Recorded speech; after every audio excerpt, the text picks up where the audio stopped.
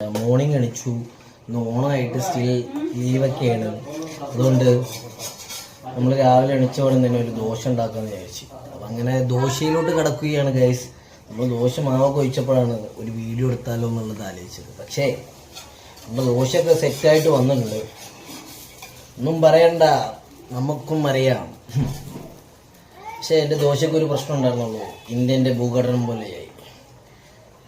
കുഴപ്പമില്ല, പക്ഷെ ഇതിൽ നമ്മൾ തളരില്ല. നമ്മൾ അടുത്ത് സെറ്റാക്കും. ഓ, എൻ്റെ ഡാഡി ചോദിക്കുകയാണ് ലൈവ് എടുക്കാൻ നിൽക്കണോ. അല്ല, ക്രിയേറ്റിവിറ്റി.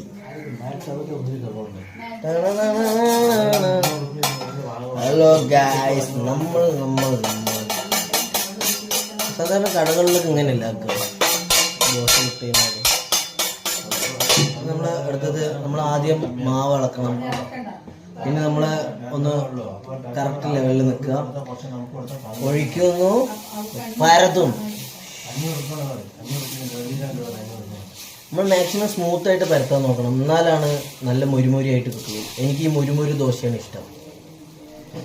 നമുക്കുണ്ടാക്കരുത്, നമ്മൾ ചെയ്യാത്ത പണിയുണ്ടോ ഗായ്സ്. ഞങ്ങൾ ബാംഗ്ലൂരായിരുന്നപ്പോൾ ഇതിലും അപ്പുറം എത്രയോ. നമ്മൾ ഇത് ആദ്യം എൻ്റെ ഒരു മിനിറ്റിൽ ഒരു 3 മിനിറ്റ് തന്നാൽ മതി, സീനൊന്നുമില്ല.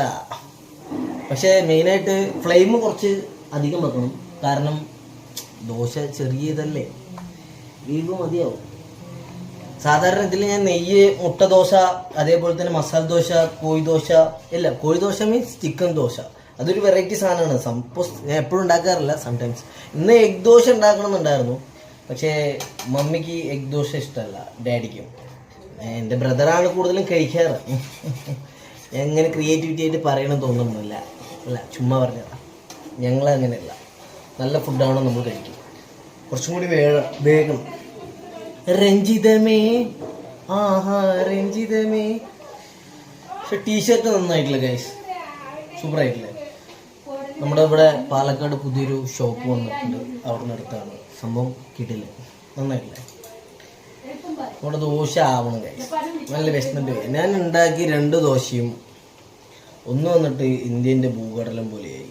പിന്നൊന്ന് വന്നിട്ട് എന്താ പറയുക, ഇത് സംഭവം അങ്ങനെയല്ല, ഉണ്ടാക്കി വന്നപ്പോൾ അങ്ങനെ ആയി പോയതാണ്. കാര്യമില്ല, നമ്മൾ തളരില്ല. അപ്പം നമ്മൾ ആദ്യം നൈസായിട്ട് ഇങ്ങനെ സൈഡിൽ കൊടുക്കുക.